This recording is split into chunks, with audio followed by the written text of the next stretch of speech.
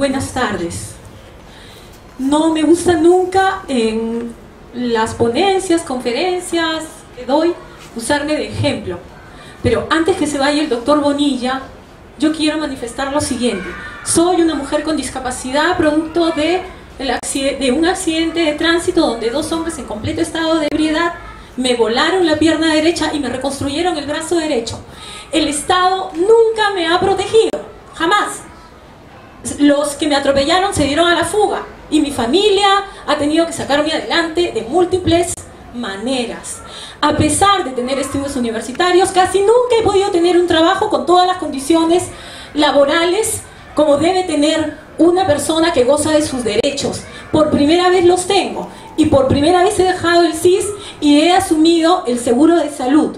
Doctor Bonilla, estoy con las piernas que me van a reventar de hinchadas y el salud me da una cita para un mes en adelante. Yo me pregunto, ¿qué quieren? ¿Que esté muerta? Ni siquiera me han tomado los análisis de turno. Se lo hago, doctor, no para confrontar al colegio médico ni a la federación médica, sino creo que son temas donde también tienen que intervenir, porque los pacientes, hombres o mujeres, nos sentimos gravemente afectadas. Y yo le pido acá, delante de todas las personas que están presentes, que lo que se está simbolizando en mi caso nos ocurre a todas las personas con discapacidad, y le voy a pedir algo que nunca he pedido, porque nunca he pedido nada para mí en mi larga lucha por los derechos de las personas con discapacidad de este país y de América Latina. Nunca he pedido nada, pero esta vez sí le voy a pedir que intervenga en mi caso y en todos los casos que sean necesarios que estén tan cerca a usted. Y de esta manera, porque lo que me ocurre a mí simboliza lo que nos pasa a miles de personas con discapacidad de este país. Somos más del 10% de la población peruana. Sin embargo, una estadística debidamente digitada por el gobierno peruano nos ha reducido al 5%. Una insolencia, una perversidad del gobierno peruano que, sabiendo que las estadísticas que da la Organización Mundial de la Salud son del 10% en el primer mundo y del 13 al 20% en el tercer mundo, a nosotros nos disminuye la mitad de la estadística del primer mundo. ¿Cuánto hemos mejorado? Si el crecimiento se lo están llevando solo un sector pequeño de esta sociedad y que ya no hay que repetirlo porque ya sabemos además quiénes son, ¿no? Entonces, ¿qué pasa con nosotros las personas con discapacidad?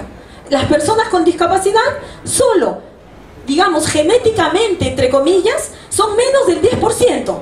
La mayoría, más del 90%, somos producto de los determinantes sociales de este sistema neoliberal, machista, sexista, patriarcal. Porque hay una feminización de la discapacidad, así como hay una feminización de la consecuencia del cambio climático.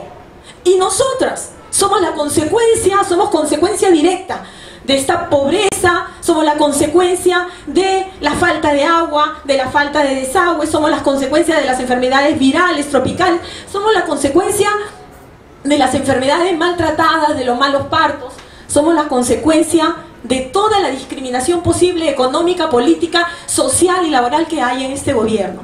En salud, esta reforma y en este sentido creo que tenemos una hermandad en cuanto a cómo vemos la reforma, que no solamente ha discriminado a los médicos, enfermeras, sino también ha discriminado a las organizaciones de la sociedad civil y a toda la sociedad civil, que deberíamos incidir directamente en lo que es positivo para nuestra vida. Y en ese sentido nosotros, las personas con discapacidad, la mayoría estamos en el CIS. Y el CIS, digamos, en el CIS no trata la rehabilitación integral, no da las medicinas integrales, no da las prótesis, no da las ortesis. Entonces, las condiciones de vida de una persona con discapacidad y mucho más de una mujer con discapacidad se van deteriorando gravemente. Yo escuchaba en relación a lo del cambio climático que teníamos que acostumbrarnos. Nosotros estamos cansadas, las personas con discapacidad, de estar acostumbrados en este sistema que nos excluye, que nos excluye en el derecho a la salud, que nos excluye en el derecho al trabajo, que nos excluye en el derecho a la educación, que nos excluye en el derecho a la accesibilidad y nos excluye en realidad a comernos toda esta torta que se la come, creo que menos de un 10% de la población. En salud las cosas no mejoran. Yo acabo de entrar en salud y lamentablemente pensaba que me iba a ir mejor, mucho mejor que el CIS, que me prometió una prótesis, una pierna ortopédica, y no me la dio nunca. En base a múltiples de mentiras, no me la dio nunca. Y si no me la ha dado a mí, no se la ha dado a nadie. He consultado las estadísticas de personas con discapacidad, mujeres, hombres. He hecho mis encuestas en las provincias, pobremente. He hecho mis encuestas y no hay nadie a quien se le haya dado una pierna ortopédica a través del CIS. Ya la he pedido a través de salud, sin embargo, salud me va a dar millones de vueltas, creo, como me dicen algunas compañeras. Hay algo más aberrante todavía.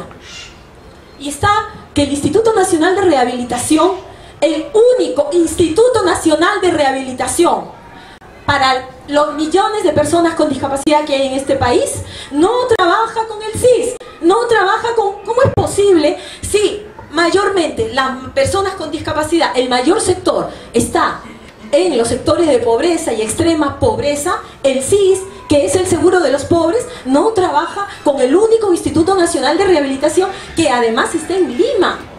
Ustedes se imaginan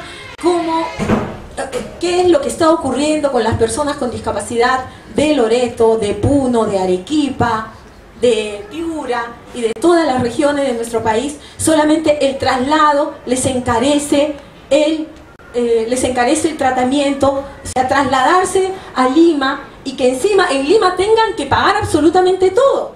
Tienen que pagar las medicinas, tienen que pagar la rehabilitación, tienen que pagar la atención, tienen que pagar sus prótesis, tienen que pagarlo todo. Por eso decimos que la discapacidad nos empobrece, ¿no? Nos empobrece, y no solamente nos empobrece a las que vivimos con discapacidad, sino también empobrece a nuestra familia. A nuestra familia, no me gusta usar mucho esta frase, pero es la verdad, que se hunde en el barco con nosotras y que tampoco el Estado no las repara, ¿no? Tenemos a nuestras madres, a nuestras tías, a nuestras abuelas, si es que fuimos niñas, que se encargan de nuestros cuidados y sus vidas se van al trasto por cuidarnos. ¿Eso quién lo repara? ¿Quién ha reparado a mi madre, a mi tía, a mi abuela? ¿Quién repara a esas mujeres que están al lado de los niños, de las niñas, de los jóvenes, de las mujeres y de los hombres con discapacidad? Bueno, el tiempo se me va. Yo me preguntaba cuál era la relación intrínseca, ¿no?